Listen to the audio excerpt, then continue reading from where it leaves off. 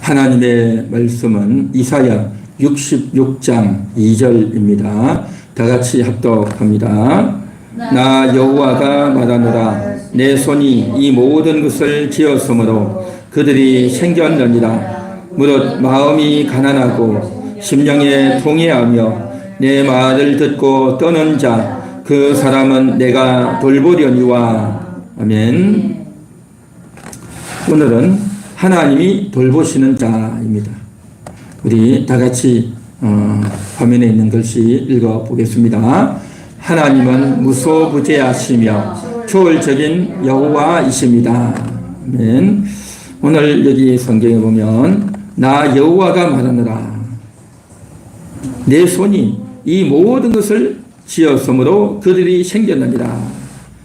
내 손이 지었대요. 지금 이사야서 이 책은요, 이사야 선지자가 기록한 내용이에요. 이사야 선지자가 이스라엘 백성들에게 전했던 말씀입니다. 그래서 그가 수십 년 동안 이제 하나님께 부름받아서 원래는 제사장이었어요. 제사장의 아들이었습니다. 제사장의 아들이면 자기도 제사장이 되는 거예요. 그런데 하나님께서 제사장의 아들이지만 너는 내 말을 전하라 하고 하나님께서 부르셔서 특별한 사명을 주셔서 선지자로 사역하셨습니다. 그래서 한 수십 년을 그렇게 사역을 했는데 그가 사역하면서 전했던 말씀들 그리고 있었던 내용들을 싹 모아서 책으로 읽힌 것이 이사야서 이 책인데요. 그래서 사실은 이사야가 말한 거죠. 이사야가 전달했고 이사야가 이야기한 말이지만 그런데 특별히 오늘 여기에서는 나 여호와가 말하노라 하고 이 말이 더 부가가 되어 있어요. 이게 뭘 말하겠습니까? 이사야가 전한 것은 나 하나님 말씀이에요. 그럼에도 불구하고 굳이 나 여호와가 말하노라 이 말을 쓰는 이유는 그만큼 중요하다. 그만큼 확실하다 하고 중요하다 하고 강조하는 목적으로 해서 나 여호와가 말하노라. 사실은 이 말은요 이사야가 하고 있는 거예요. 그렇죠? 이사야가 말하면서 나 여호와가 말하노라 그것을 붙인 것은 그만큼 사람들에게 강조하고 경고하는 그러한 내용이죠. 내 손이 이 모든 것을 지었으므로 그들이 생겼느니라. 내 손이 하나님의 손이 지었다는 거죠. 하나님의 손이 사람을 만들고 그렇죠? 이 세상 천지 만물을 다 만들었다는 말씀일 겁니다. 자, 1절을 한번 보십시오. 우리가 2절을 봤지만 1절에 보면 여호와께서 이와 같이 말씀하시되 하늘은 나의 보좌요 땅은 나의 발판이니 너희가 나를 위하여 무슨 집을 지으랴 내가 안식할 처소가 어디랴 그랬죠. 하늘은 나의 보좌요. 보좌가 뭡니까? 보좌는요 의자예요. 의자인데 우리가 책상 앞에 의자 앉죠. 또 아이들도 학교 가서 글상 의자에 앉죠. 그런데 어떻습니까? 사무실에서 의자에 앉고 또 회사에서도 의자에 앉아서 일하고 그렇죠.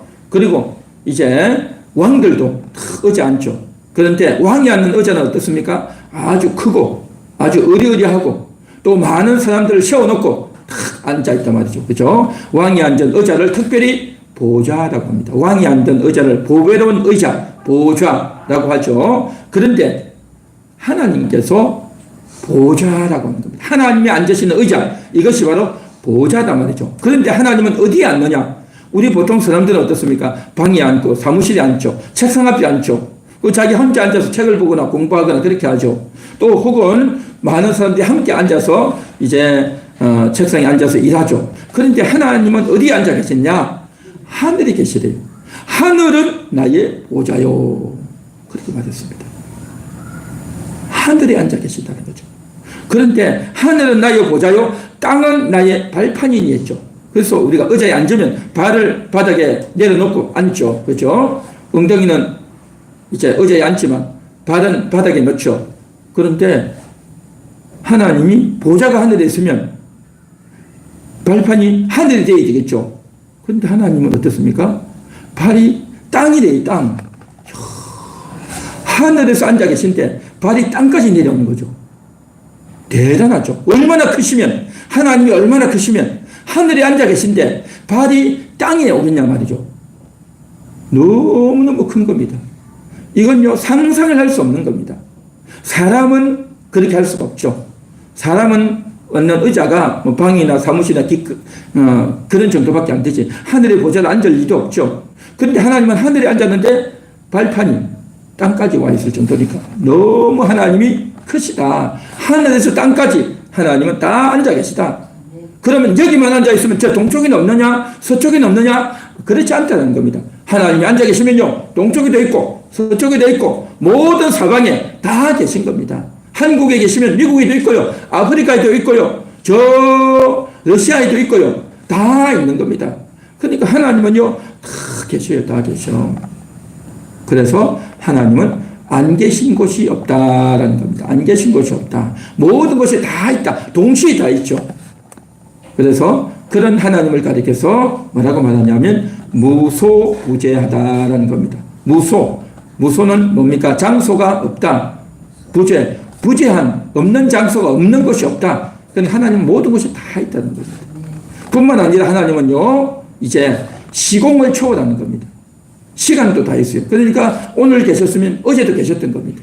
100년 전에도 계셨고 1000년 전에도 계셨고요. 그러니까 창세에도 계셨고 또 영원한 후대에도 계시고 영원히 계신 겁니다. 영원히 계시고 모든 곳에 다 계시단 말이죠. 이런 분이 하나님이시다라는 겁니다. 할렐루야. 하나님은 그런 분이십니다. 또 오늘 이 말씀을 하는 의도가 뭐냐? 너희가 나를 위하여 무슨 집을 지으랴? 내가 안식할 처소가 어디랴? 그러니까 이스라엘 백성들이 성전을 지은 겁니다.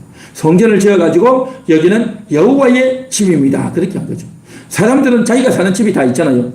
왕이 사는 집은 왕궁, 사람들이 사는 각자 집이 다 있단 말이죠. 그러니까 성전을 지어놓고 이것은 여호와의 집입니다. 그랬단 말이죠. 그러면서 저들이 가서 양을 잡고 짐승을 잡아서 여호와의 집, 성전 그렇게 한 거죠. 그런데 하나님은 뭐라고 말씀하십니까?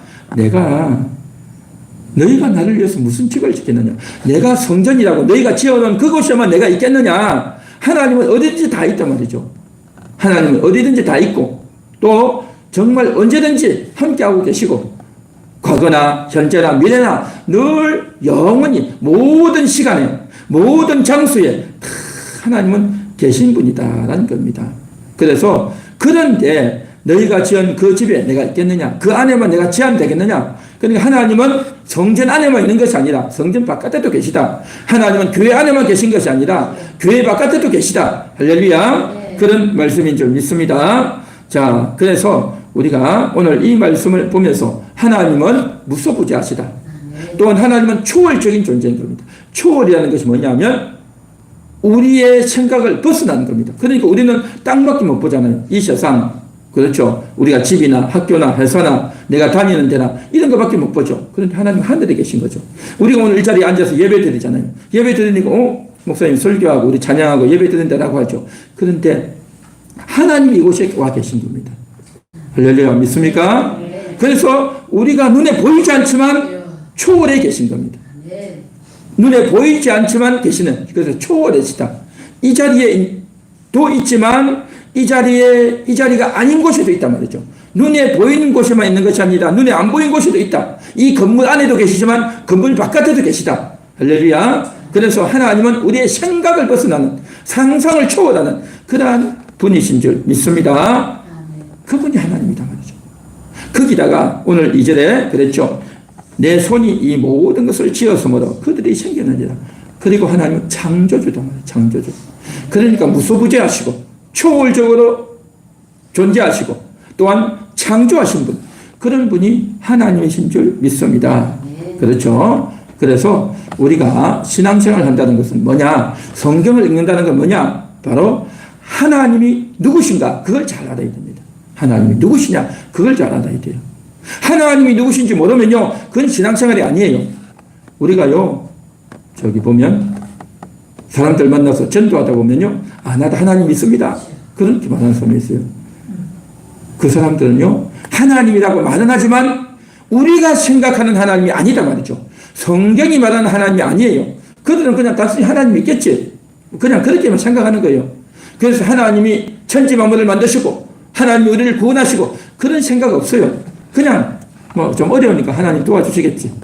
남들이 다른 사람이 하나님이라고 하니까 하나님 있겠지. 그런 쪽으로 생각한단 말이죠. 그러니까 성경이 말하는 하나님, 예수 믿는 성도들이 믿는 하나님과 또 불신자들이 생각하는 하나님은 다른 분이다 말이죠. 할렐루야. 이걸 잘 알아야 되는 겁니다. 그래서 너가 믿는 하나님이 누구냐 하고 딱 물었을 때 하나님은 천지를 창조하신 하나님, 나를 구원하신 하나님입니다 라고 이 말을 딱 할 수 있어야 되는 겁니다. 정확하게 할 수 있어야 된단 말이죠. 할렐루야. 그런데 예수 안 믿는 사람들은요, 하나님 있지 라고 말하면서도 하나님이 누군지를 몰라요. 그러면 그 사람들은 제대로 믿는 게 아니죠. 그리고요, 이슬람교를 믿는 사람들 있죠. 우리 한국에도 들어와 있는 저 회교도 이슬람들 마음에 믿는 사람 있죠. 그런 사람들도 하나님 믿는다고 해요. 그런데 그들이 말하는 하나님과 우리 기독교가 말하는 하나님은요, 다릅니다. 달라요. 그래서 하나님이 누구냐라는 이야기를 반드시 물어야 되는 겁니다. 그래서 그것을 바르게 이야기할 수 있어야 되는 겁니다. 이게 바로 신앙생활이란 말이죠. 그래서 우리는 그냥 당연히 하나님이라고 하니까 하나님 단어도 똑같고 하나님이라고 하니까 다 똑같겠지라고 하는데 다릅니다. 달라요. 그래서 하나님이 누군지를 우리가 바르게 알고 바르게 인식할 수 있어야 된다는 겁니다. 이게 신앙생활인 겁니다. 이것을 바르게 이해하지 못하면 우리가 교회를 다녀도 우리가 잘 이해를 못한다는 거죠. 그래서 하나님이 누군가 이게 너무 중요합니다. 그래서 날마다 그것을 하나씩 배우는 거예요. 교회 와서 그것을 하나씩 듣고 하나씩 배우는 겁니다. 하나님은 살아계시다. 또한 하나님은 무소부재하시다. 하나님은 초월적이다. 이런 것들을 하나씩 배우면서 우리가 하나님을 만나간단 말이죠. 이것이 바로 신앙생활이다라는 겁니다. 그리고 첫 번째는 하나님이 누군지를 알아야 되고, 그 다음에 두 번째는 인간이 누군지를 알아야 되는 겁니다. 내가 누구냐 그걸 알아야 되는 거죠. 그래서 하나님은 무소부재하지만 우리 인간은 제한적이죠. 제한적. 그렇죠. 하나님은 어디든지 다 계시지만 우리는 너무 유한하고 제한적이잖아요. 그렇죠? 제한적이다. 제한적이다. 그리고 하나님은 너무 크시잖아요. 그렇죠? 하늘에 앉아 계신데 발판이 땅까지 있으니까. 그렇죠? 하나님과 우리 인간은 비교할 수가 없는 겁니다. 비교 대상이 아닌 겁니다. 비교 대상이 아니죠. 그리고 하나님은 시공을 초월하지만 우리 인간은 시공의 제약을 받는 자입니다. 시공의 제약을 받죠. 하나님은 모든 것을 만드신 창조주고 우리는 하나님의 피조물이다 말이죠. 그래서 이러한 것들을 우리가 하나님과 우리를 비교해야 되는 겁니다. 비교하고 하나님이 누구고 내가 누구고 그걸 하면서 그 하나님에 비하면 우리는 너무 약하고 초라하고 보잘것없는 겁니다. 그렇기 때문에 하나님을 의지해야 되고 하나님을 믿어야 되고 하나님께 내 마음을 쏟아놓아야 되고 하나님께 찬양과 경배를 드려야 할 줄로 믿습니다. 할렐루야. 그렇게 되어야 되는 겁니다. 우리 한국 사람들은 옛날부터 정체성이 잘 없어요. 이름도 잘 못 불러요. 또 이제 100년 전만 해도 사람들이 이름도 제대로 없었어요. 여자들은 이름도 제대로 없었어요. 이름도 제대로 없었어. 이름도 제대로 없어가지고 선교사님들이 와가지고 아무렇게나 그냥 이름 지어주는 겁니다. 그래서 성경에 이름 지어주는 겁니다. 너는 이름 하나라고 해라. 너는 헬렌이라고 해라. 그래가지고 이름 지어주는 겁니다. 그렇게 해서 이름 지어주는 사람 많아요. 여자아이들, 특히 여자아이들 나오면 어떻게 합니까? 넌 첫째 해라. 너 1월달에 나왔으면 1월이 해라. 너는 2월달에 나왔으면 2월이, 3월달에 나왔으면 3월이. 그냥 그렇게 하는 겁니다. 그러니까 넌 첫째니까 첫째, 너는 막내니까 막내. 이런 식으로 해버리고 이름도 없는 거죠. 그러고 있다 보니까 자기가 누군지 몰라요. 이게 유교 영향하에서 그렇게 되어졌는데, 그러나 기독교회가 들어오면서 하나님이 누군지, 우리 인간이 누군지 그런 것들을 집어주고 알려주고 그렇게 하면서 내가 이런 자구나 라는 인식을 가지고 생각을 한단 말이죠. 참, 우리가 복음이 들어온 것이 얼마나 감사한지.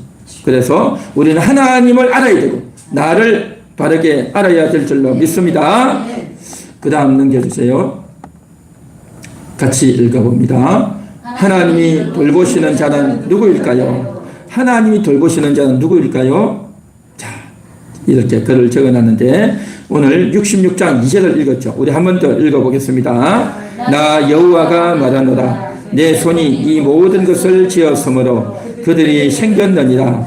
무릇 마음이 가난하고 심령에 통회하며 내 말을 듣고 떠는 자 그 사람은 내가 돌보려니와. 아멘. 하나님이 돌보시는 자는 누굽니까? 그렇죠. 네, 그렇습니다. 마음이 가난한 자, 심령에 통회하는 자, 내 말을 듣고 떠는 자, 그 사람은 내가 돌보려니와. 그랬죠. 하나님이 돌보시는 자, 바로 여기 나와 있습니다.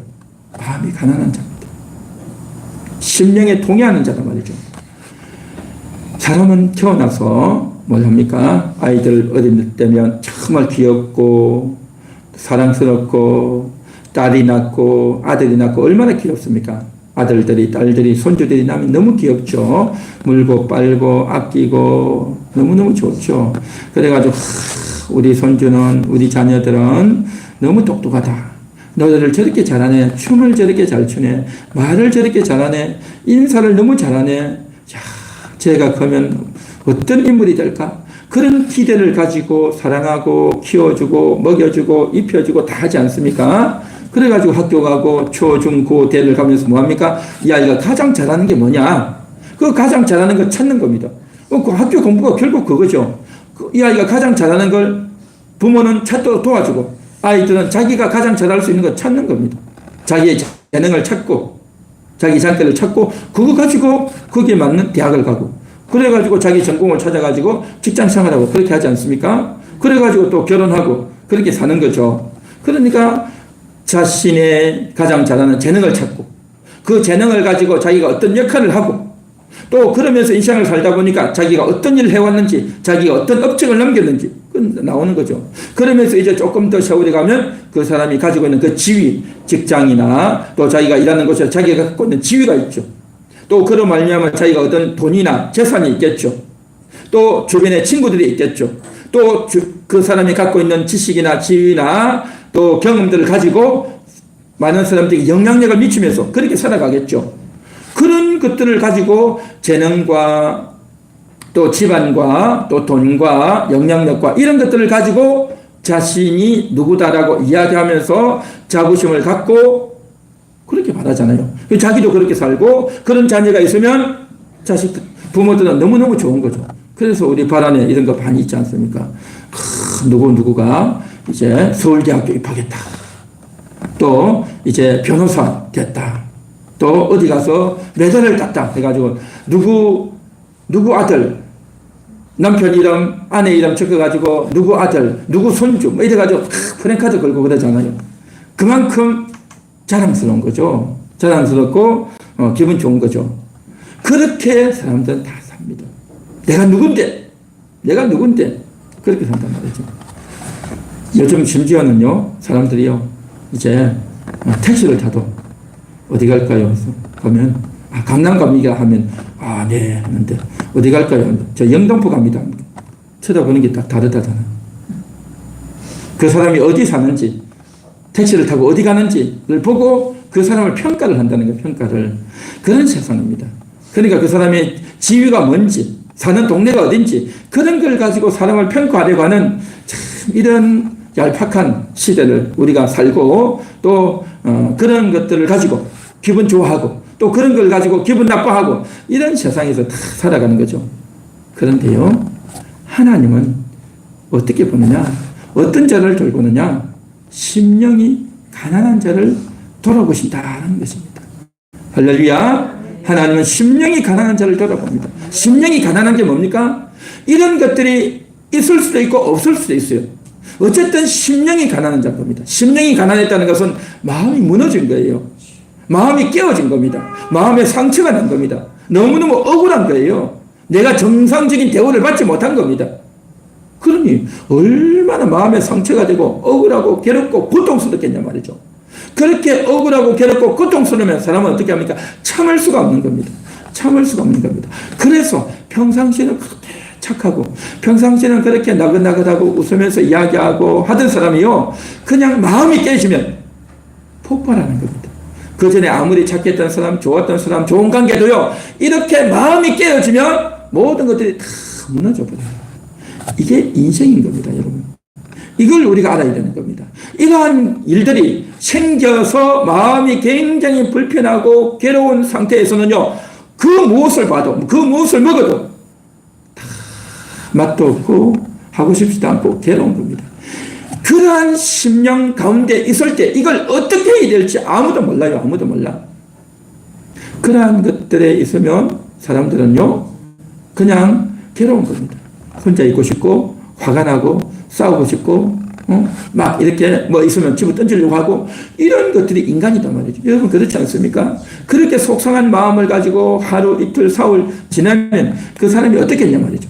그래서 하나님을 믿는 우리는요 그런 마음을 가지고 하나님 앞에 나와야 될 줄 믿습니다. 마음이 가난한 사람, 이게 바로 마음이 가난한 거예요. 마음이 가난하고 심령에 통해하는 자를 하나님이 받아주신다고 했어요. 하나님께 가지고 와서 하나님께 올리고 하나님께 내어드려야 될 줄 믿습니다. 할렐루야. 그거 해야 돼. 그게 예수 믿는 겁니다. 그게 하나님 믿는 거다라는 거죠. 아까 하나님이 어떤 분이라고 했습니까? 우리 인간을 지으신 분, 무소부지하신 분, 충월적인 분, 못하실 것이 없는 분, 그 하나님께 우리의 이런 마음을 다 가지고 와서 쏟아 내어드려야 될 줄로 믿습니다. 이게 바로 신앙인 겁니다. 이게 바로 신앙이다 말이죠. 여러분 우리가 길을 가다 보면 어떻습니까? 갑자기 배가 아파요. 화장실을 가야 되는데 화장실이 없는 거예요. 또 차를 타고 가는데요. 배가 너무너무 아픈 거예요. 집에서 라면을 먹고 왔어. 맛있는 걸 많이 먹고 왔어. 차를 타고 가. 그런데 차가 꽉 막혀서 나가질 않는 거예요. 가다가 쓰고 배는 아프고요. 너무너무 괴로운 거예요. 너무너무 괴로워. 며칠 전에 사모님이 어디 갔다 오더니 우리 사모님 배가 아파가지고 너무너무 아픈 거예요. 교회까지 오려니까 한참 시간이 걸리고 어떻게 합니까? 너무너무 괴로워가지고 어쩔 수 없이 마트에 가가지고 물건 하나 사고 화장실. 배가 아프면 너무너무 괴로운 겁니다. 이와 같이 배가 아프면 큰 게 됐든 작은 게 됐든 어쨌든 쏟아내야 되는데 쏟아낼 데가 없단 말이죠. 너무 괴로운 거 아닙니까? 너무 힘든 거예요. 이렇게 괴롭고 힘들 때는요 아무것도 필요 없어요. 얼굴에 시원해지는 겁니다. 꼭 누르고 앉아고 버티고 견뎌야 되는데 어떻게 할 수가 없는 겁니다. 우리의 배에서 이루어지는 이 생리작용 때문에도 우리가 너무 괴롭고 고통스러운데 지나고 나면 괜찮죠. 지나고 나면 괜찮은데 소화하기 전에는 해결하기 전까지는 너무 괴롭고 고통스러운 겁니다. 이와 같이 우리의 인생에서도요 이렇게 답답하고 마음이 찢어지고 너무 답답하고 일이 풀리지 않아가지고 너무 괴로운 거예요. 너무 괴로워. 또 몸이 아파가지고 밤새도록 통증이 있고 밤새도록 괴로운 겁니다. 약을 먹어도 안 되고 또 이제 병원을 가려면 어떻습니까? 하루를 지내야 된단 말이죠. 그 지내는 동안 통증이 너무 심한 겁니다. 허리도 아프고 이도 아프고 너무너무 괴로운 겁니다. 누구에게 말을 듣는데 너무 억울한 말을 듣는 겁니다. 억울해서 견딜 수가 없는 겁니다. 특히 요즘에는요 이제 인터넷 문화니까 댓글을 누군가가 올렸는데 나에게 말도 안 되는 억울한 말을 댓글을 써놨단 말이에요. 그러면 그것 때문에 억울하고 참을 수 없는 그런 마음들이 막 하고 있는 겁니다. 그렇게 억울하고 괴롭고 답답하고 화가 나는 그러한 마음들을 어떻게 하지를 못하는 거예요. 이걸 어떻게 하지를 못해가지고 이게 해소가 안 되는 겁니다. 그렇게 해소가 안 되는 그 마음을 갖고 있으면 어떻습니까? 마음이 부글부글 끓고 화도 나고 참을 수 없고 견딜 수가 없단 말이죠. 그래서 그런 마음일 때 어떻게 해야 됩니까? 하나님 앞에 갖고 나와야 되는 겁니다. 하나님 앞에 가지고 나와서 하나님 앞에 터뜨려야 되는 겁니다. 할렐루야. 그런 마음들을 참고 견뎌야 되죠. 물론 참고 견뎌야 되죠. 그걸 당장 쏟아 놓을 수 없잖아요. 아무 상관도 없는 집에 와가지고 괜히 애들한테 화를 내고 괜히 남편에게 화를 내고 괜히 아내에게 화를 내고 그러면 어떻습니까? 이 사람은 무슨 잘못이 있습니까? 그래서 괜히 엉뚱한 사람에게 화를 내고 짜증을 부리고 고함을 지르고 그렇게 하면 안 된다고 하더니 참아야 되는 겁니다. 그런데 우리가 참을 수 있냔 말이죠. 그래서 참을 수 없기 때문에 어떻게 해야 됩니까? 교회를 가지고 와야 돼. 교회를 가지고 와가지고 십자가 앞에 쏟아놓아야 될 줄 믿습니다. 십자가 앞에 쏟아놔야 되는 게 십자가 앞에 이게 바로 예수 믿는 사람이고 이게 바로 하나님 믿는 사람인 겁니다. 할렐루야. 십자가 앞에 쏟아놔야 돼요. 교회 앞에 쏟아놓아야 되는 겁니다. 교회 와서 그것을 쏟아내야 되는데 이게 쏟아내지 않으면 어떻게 했냐 말이죠. 그래서요 정말 그런 억울하고 힘든 일이 있을 때는 빨리 교회를 와야 되는 겁니다. 주일까지 기다려야 되는데 여러분 주일까지 그거 기다려지겠습니까? 주일까지 어떻게 기다려요? 그거 기다릴 수 없잖아요. 그러니까 그때는요 재빨리 와가지고 그것을 쏟아내야 되는 겁니다. 우리의 몸에서 이루어지는 것은, 생리적인 것은 빨리 쏟아내야 돼요. 1시간 이내로 빨리 해야 된단 말이죠. 그런데 우리 마음속에 이루어지는 것들은 빨리 해야 되는데 빨리 안 해도 우리가 정말 어쨌든지 하루가 가기 전에 쏟아내야 되는 겁니다. 교회 와서 쏟아내고, 기도하고 쏟아내고, 하나님 앞에 내 억울함을, 하나님 앞에 내 상처된 것들, 내 괴로운 마음을 다 쏟아내고 심령에 통회하고 주께 나아가야 될 줄 믿습니다. 할렐루야. 그거 쏟아내야 돼요. 그게 바로 신앙생활이고, 그게 바로 하나님 만나는 길인 줄 믿습니다. 그걸 해야 되는 겁니다. 그걸. 그런데 그걸 하려면 뭘 해야 되느냐? 믿음이 있어야 돼요. 하나님에 대한 인식이 있어야 된단 말이죠. 하나님이 우리를 받아주신다. 하나님이 우리를 용서해 주신다. 하나님이 우리를 치료해 주신다. 하나님이 우리를 품어주신다. 하나님이 우리를 사랑해 주신다. 그런 인식과 신앙이 있어야 하나님께 쏟아내는 거죠. 그런데 이러한 인식이 없으면 하나님께 이야기하지도 않아요. 그렇기 때문에 정말 우리가 하나님께 쏟아내고 기도해야 될 줄 믿습니다. 그런데 어떤 사람들은 하나님께 그걸 쏟아내질 않아요. 그러면 어떻습니까? 쏟아낼 데가 없는 거예요. 쏟아낼 데가 없어. 그러면 너무너무 괴로운 인생이 된다는 것입니다. 오늘 여기 성경이 뭐라고 말씀합니까? 무릇 마음이 가난하고 심령에 통해하며 내 말을 듣고 떠는 자, 그 사람은 내가 돌보려니요. 하나님이 돌보시는 겁니다. 어떻게 돌봅니까? 육신적인 것은 자기가 해결하면 돼요. 잠깐 참았다가 화장실 가서 해결하면 돼요. 그러나 마음의 병은, 내 심적인 병은, 마음의 상처와 고통과 억울함과 답답함과 괴로움은, 또 육신의 통증과 아픔은요, 해결할 수가 없어요. 해결할 수 없어. 하나님께 가지고 나와야 되는 겁니다.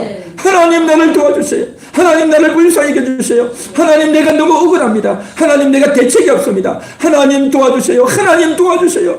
그렇게 기도하고 간구하고 나아가야 될 줄 믿습니다. 할렐루야. 오늘 이 시간 여러분의 심령의 괴로운 것들을 다 털어놓으시기 바랍니다. 하나님 앞에 다 털어놓고 하나님 앞에 여러분의 마음들을 다 쏟아내는 그러한 이 예배가 되시기를 축원합니다. 축원합니다. 그거 하셔야 됩니다. 그것을 하지 못하고 돌아가면 얼마나 괴롭겠냐 말이죠. 얼마나 안타깝겠냐 말이죠. 그래서 정말 그렇게 하는 자를 하나님이 돌아보신다잖아요. 아멘. 그렇게 하는 자를 돌아보시는 거예요. 하나님이 돌아보시는 게 뭡니까? 해결해 주는 거예요. 치료해 주는 겁니다. 우리의 답답했던 것들, 아팠던 것들, 괴로웠던 것들 하나님이 치료하시고 돌아보시면 다 해결해 주실 줄 믿습니다. 그런데 하나님이 돌아보지 않으면 어떻게 되겠습니까? 그냥 그대로 가는 거예요. 해결이 안 되고 고통스럽고 짜증스럽고 원망스럽고 억울하고 그 온갖 안타까움을 그대로 가지고 산단 말이죠. 그렇게 사는데 오늘 3절을 한번 보시기 바랍니다. 3절 말씀 보면 보십시오. 소를 잡아 드리는 것은 살인함과 다름이 없이 하고 어린 양으로 제사 드리는 것은 개의 목을 꺾음과 다름이 없이 하며 드리는 예물은 돼지의 피와 다름이 없이 하고 분향하는 것은 우상을 찬송함과 다름이 없이 행하는 그들은 자기의 길을 택하며 그들의 마음은 가증한 것을 기뻐한즉. 이게 무슨 말일까요? 소를 잡아 드리는 것은 살인함과 다름이 없다. 요즘은 이제 그냥 음식점에 가서 음식을 다 먹죠. 그런데 제가 어릴 때만 해도요, 소 잡으러 가고요, 개 잡고 닭 잡고 다 하더라고요. 그럴 때 제가 직접 보지는 못했는데 어른들이 하는 이야기 많이 들었어요. 개를 잡을 때 어떻게 잡는 줄 아냐고. 잘못 잡으면 개가 비명을 지르고 도망을 가고 난리가 아니라는 거죠. 딱 잡아가지고 목을 꺾는다더라고요. 목을 딱 꺾으면 개가 그냥 비명도 못 지르고 딱 죽는다는 거죠. 그래서 짐승을 그렇게 하는 것 같더라고요. 그 짐승을 잡는다고 괜히 칼을 가지고 어떻게 하고 하면요, 비명 지르고 도망가고 피를 튀기고 그러면 난리가 아닌 거예요. 난리도 아니야. 그러니까 목을 딱 꺾어가지고 잡는다더라고요. 그래가지고 이제 소 잡고 돼지 잡고 개 잡고 닭 잡고 그렇게 해가지고 요리를 한다고 하는 이야기를 들은 적이 있는데, 이 이스라엘 백성들이 제사 드리잖아요. 제사를 드리는데 뭐 합니까? 한 마디씩 끌고 오죠. 양이나 염소 끌고 온단 말이죠. 그것들을 이제 피를 흘려야 되는데 그것들을 어떻게 잡겠습니까? 죽여야 되잖아요. 죽이면 어떻게 해야 되겠습니까? 목을 꺾어서 잡는 거예요. 안 그러고 괜히 섣부르게 엉뚱하게 하면요, 그것들이 비명 지르고요, 피를 흘리고요, 난리가 아닌 겁니다. 그러면 이 성전이요, 난리다. 짐승들이 꽥꽥 소리 지르고 난리도 아닌 거죠. 그러니까 이 제사장들, 레위인들은 그거 하는 게 전문가예요, 전문가. 어떻게 얘들을 딱 잡을까? 소리 없이 빨리 해야 그 많은 사람들이 밀려 들어오는데 이걸 처리를 해내지. 안 그러면요, 난리가 나겠죠. 그러니까 이런 것들을 너무 잘해. 전문가예요, 전문가. 그러니까 딱 오면 어떻게 하면 된다, 딱 아는 거죠. 그게 겁니다. 소를 잡아드리는 것은 살인함과 다름이 없다. 어린 양으로 제사 드리는 것은 개의 목을 꺾음과 다름이 없다. 그러니까 너무 쉬운 거죠. 전문가입니다. 그러니까 처음에는요, 하나님께 나와서 정말 이것을 어떻게 해야 될까 고민하고 긴장하고 하는데, 나중에는요, 짐승을 잡아가고 이제 양을 이제 끌고 가면서 이제 너무 좋은 겁니다. 1년에 몇 차례씩 하고 몇 년 하다 보니까 너무 흔해가지고 너무 뻔한 겁니다. 다 아는 거예요. 그냥 다 알죠. 그러다 보니까 어떻습니까? 그냥 막 대충 하는 거죠. 처음에는 긴장되고, 처음에는 자세히 살펴보고, 처음에는 어떻게 할까 고민하고, 처음에는 이렇게 해볼까 저렇게 해볼까, 이렇게도 저렇게도 다 한다는 거죠. 그렇게 해보니까 이제는 어떻습니까? 다 아는 거죠. 다 알고, 방법도 알고, 익숙하고, 습관적으로 딱 하고 하다 보니까 제사 드리는 것도, 예배 드리는 것도 어떻게 됩니까? 형식적으로 드리는 거죠. 형식적으로. 그렇게 짐승을 잡아서 피를 흘려서 하는 게 뭡니까? 그렇게 하면서 이 짐승이 왜 죽냐? 너희 죄 때문에 죽는 거다 하면서 이것을 흘리면서 내 죄가 이렇게 크구나. 그것을 생각하면서 장차 예수가 오셔서, 장차 메시아가 오셔서 우리의 죄를 용서해 주실 줄 믿습니다 하고, 메시아 오실 것을 기대하고, 그런 마음으로 기도하고, 또 그렇게 메시아 오기를 기다리는, 기대하고 기도하고 기다리는 그러한 신앙을 가지고 저들이 예수를 믿었는데, 그런데 어느 날 순간 가다 보니까 사람들이 이것이 다 변질되어 버리는 겁니다. 형식적인 예배, 형식적인 제사가 되어버렸다라는 겁니다. 그렇게 제사하는 이 사람들, 그들이 형식적인 예배다. 그리고 우상을 찬송함과 다름이 없다. 그런데 이들이 왜 그런 줄 아느냐? 하나님을 예배하고 하나님을 공경하는 마음이 없다라는 겁니다. 하나님을 공경하는 것이 아니라 빨리 이거 대충 해놓고 바알을 숭배하고 아세라를 숭배하고 우상 숭배하러 또 가야 되는 겁니다. 마음이 딴 데가 있는 겁니다. 그러니까 지금은 이제 여기 와가지고 양 한 마리 끌고 와가지고 딱 이렇게 있다가 빨리 탁 뜯고 어떻게 탁 하고 이거 딱 하고, 지금 몸은 여기 와서 이거 하고 있지만 자기 마음은 어디 있습니까? 지금 내가 이거 맞추고 나서 어디 가서 뭘 해야 되는데, 누굴 만나야 되는데, 그 생각을 하고 있는 거예요. 지금 마음은 하나님 사랑, 하나님 공경이 아니라 우상을 숭배하고, 그 우상을 통해서 내가 어떤 이득을 보고, 내가 이걸 빨리 안 하면 내가 손해를 볼 거다. 빨리 이루어져서 내가 그곳에 가서 어떻게 선택을 해야 내가 더 많은 이득이 될까라고 하는 우상 숭배의 마음이 탁 빠져 있단 말이죠. 하나님은 그걸 정확하게 보고 계십니다. 그래서 너희가 이렇게 분양하는 것은 우상을 찬송함과 다름이 없다.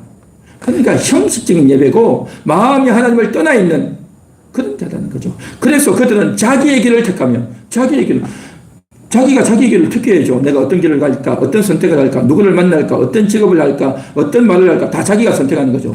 그런데 자기 길을 선택하는 게 뭐가 잘못됐습니까? 잘못이라는 거죠. 왜요? 하나님 말씀에 있단 말이죠. 하나님 말씀을 따라서, 말씀의 기준에 따라서, 말씀에 순종하며 하나님께서 하라는 걸 하고, 하지 말라는 걸 안 하고, 그러니까 하나님 말씀을 따라서 순종하고 선택하는 그런 길이 되어야 되는데, 자기의 길, 하나님과 상관없는 자기 욕망, 자기 고집, 자기 하고 싶은 대로 하는 그런 자기 길을 택하는 그 사람, 그거 뭡니까? 결국 예배도 형식적, 또 그런 예배를 들으면서도 마음은 우상 숭배하고 있고, 그러다 보니까 뭡니까? 말씀도 없죠. 하나님도 없죠. 그러니까 엉망이 되는 겁니다. 그래서 자기 길을 택하고 자기 마음대로 인생 사는 겁니다. 그 사람의 마음은 가정한 것을 기뻐한단 말이죠. 그러니까 그런 예배는 다 가정하다는 거죠. 그런 생각, 그런 마음, 그런 태도, 그런 예배는 다 가정하다는 거죠. 그렇게 예배드는 이 사람은 뭡니까? 하나님은 심령에 통회하고 심령이 가난한 자를 기뻐한다고 했는데, 심령이 가난도 없고 통회하지도 않고 하나님 말씀 때문에 두려워 떨지도 않고 당당하고 뻣뻣하고, 나는 이런 사람이야, 내 재능은 이런 거야, 내가 어떤 사람인지 알아, 자기의 지위, 자기의 신분, 자기의 재산, 자기의 영향력, 내가 한마디 하면 말이야, 다른 사람들이 내 앞에 딱 고개 숙이는 거야. 내가 얼마나 많은 사람들 가르쳤는 줄 알아? 내가 얼마나 많은 책을 이렇게 펴낸 줄 알아? 라고 하면서 자기 잘하는 것만 탁 내세운단 말이죠. 전혀 가난하지 않고 전혀 심령의 통양이 없단 말이죠. 그러한 자는요 어떻게 되겠습니까? 하나님이 돌보지 않는 거죠. 하나님이 돌보지 않는다는 거죠. 하나님이 그 마음이 없단 말이죠. 그래서 이러한 인생들 참 안타깝겠죠. 자, 그 다음 넘겨주시기 바랍니다. 같이 읽겠습니다. 하나님은 왜 돌보지 않으실까요? 왜 돌보지 않으실까요? 방금 이야기했죠. 형식적으로 예배하는 겁니다. 형식적으로. 그냥 대충 하는 겁니다. 처음에는 긴장하고 처음에는 정말 고민도 하지만 이제는 긴장도 없고 고민도 없고 그냥 너무 익숙하게 대충 해버리는 겁니다. 형식적인 예배를 드리기 때문에. 그 다음에 우상 숭배한단 말이죠. 마음에 하나님이 아니라 다른 게 차지하고 있는 겁니다. 내가 하고 싶은 게 따로 있는 겁니다. 내 욕심이 있단 말이죠. 이 우상 숭배인 겁니다. 그래서 결국 그런 사람은 자기 길을 택하는 겁니다. 하나님 말씀의 길이 아니라 하나님의 인도하심을 받는 게 아니라 하나님이 돌보아 주시옵소서 하는 마음이 아니라 무슨 하나님이 돌봐? 내 인생 내가 하는 거지. 나도 할 수 있어. 내가 여태까지 잘할 수 있는 재능도 있고 전공도 있고 경험도 있고 지식도 있고 또 나를 도와주는 주변 사람도 많고 내가 뭐가 부족하고 내가 뭐가 아쉬워. 하나님 나를 돌봐주지 않아도 돼. 그런 생각과 마음이 싹 든다니까요. 이게 하나님을 떠나가면요 이런 현상이 생겨버리는 겁니다. 오늘 이 자리에 있는 여러분들은 그런 분들이 한 분도 없는 줄 믿습니다. 할렐루야. 자, 그뿐만이 아닙니다. 4절 보십시오. 4절에 보면 나 또한 유혹을 그들에게 택하여 주며 그들이 무수워하는 것을 그들에게 임하게 하리니 이는 내가 불러도 대답하는 자가 없으며 내가 말하여도 그들이 듣지 않고 오직 나의 목전에서 악을 행하며 내가 기뻐하지 아니하는 것을 택하였음이니라 하시니라. 그랬죠? 내가 불러도 대답하지 않았다는 겁니다. 하나님이 불러요. 언제 부를까요? 양심으로 불러요. 양심으로 부른단 말이죠. 예배 자리에 왔을 때도 여러분의 집에 있을 때도 여러분들이 밥을 먹을 때도 여러분이 길을 갈 때도 여러분이 일을 할 때도 여러분이 사람을 만나서 이야기를 할 때도 주님이 양심으로 부르고 있습니다. 그건 아니야. 그건 아니야. 이렇게 해라 하는데 안 듣는 겁니다. 외면하는 겁니다. 거부하는 겁니다. 그렇게 하나님이 부르시는데 불러도 하지 말라면 안 해야 되는데 하는 겁니다. 이쪽으로 가라 하는데도 저쪽을 가버리는 겁니다. 이게 뭡니까? 불러도 대답을 안 하는 거죠. 내가 말하여도 그들이 듣지 않는 거죠. 그죠? 나의 목전에서 악을 행하며 나의 목전이 뭡니까? 하나님 눈앞에서 이 말이죠. 우리가 있는 모든 것은요 하나님 눈앞이에요. 여러분의 집에도 교회에서도 여러분이 누구를 만나도 다 하나님 목전이에요. 하나님 목전. 그러니까 하나님 목전, 하나님 눈앞에 있는데 자기는 하나님 목전이 아니다라고 생각하는 겁니다. 하나님이 볼까? 이곳에는 나 혼자밖에 없는데 이곳에는 이제 내가 어디서 누구랑 만나서 모임을 하고 있는데 라고 생각하면서 하나님이 없다라고 하는 겁니다. 그런데 하나님은 다 보고 계십니다.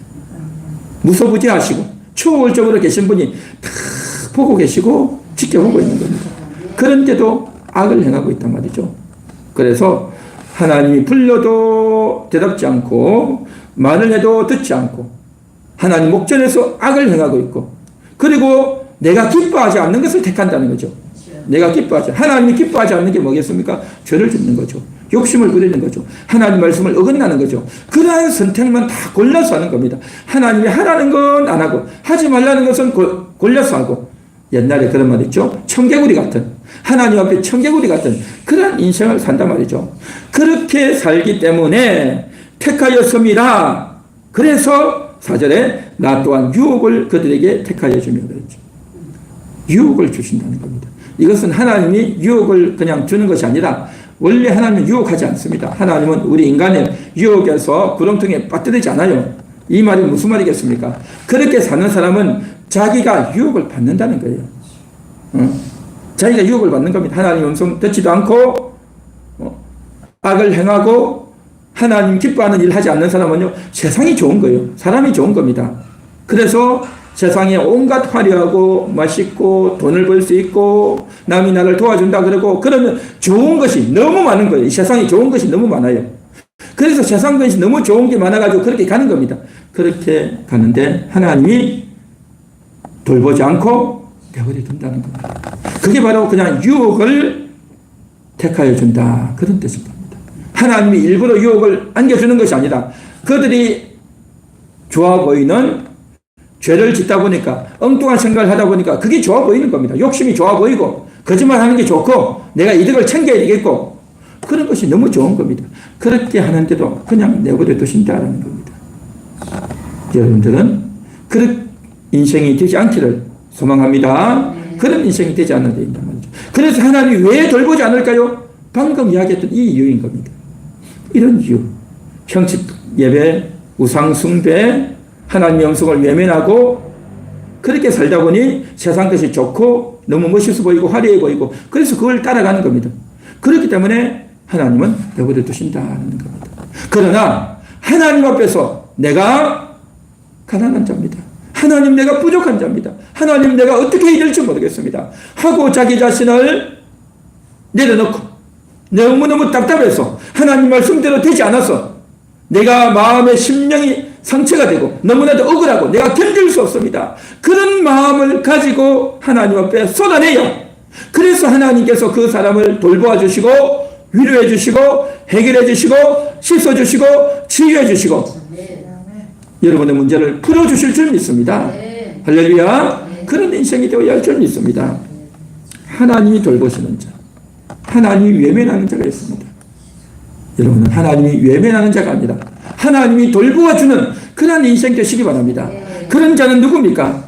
바로 가난한 심령인 겁니다. 내 심령이 가난할 때, 내 심령이 어려울 때 그것을 빨리 해소하고 해결해야 되는 겁니다. 그것을 해소하고 해결하는 그러한 마음, 그러한 것에 밀접한 마음이 되어야 된단 말이죠. 사람들이 살면서 자기가 손에 때가 묻고 얼굴에 때가 묻으면 즉각 와서 손도 씻고 얼굴도 씻고 화장도 하고 빨리빨리 하죠. 부지런히 하죠. 그런데 어떤 사람은요, 세수도 안 해. 아침에 일어나서 세수도 안 하고요. 하루 종일 세수도 안 하는 사람들이 있어요. 그냥 귀찮아가지고 뭐 대충 하고 살죠. 그런데요, 이게 몸을 깨끗하게 다듬는 사람은 안 씻으면 너무 마음이 시원하지 않아가지고 불편해가지고 날마다 씻어야 되니까 세수도 해야 되고 화장도 해야 되고 그렇죠.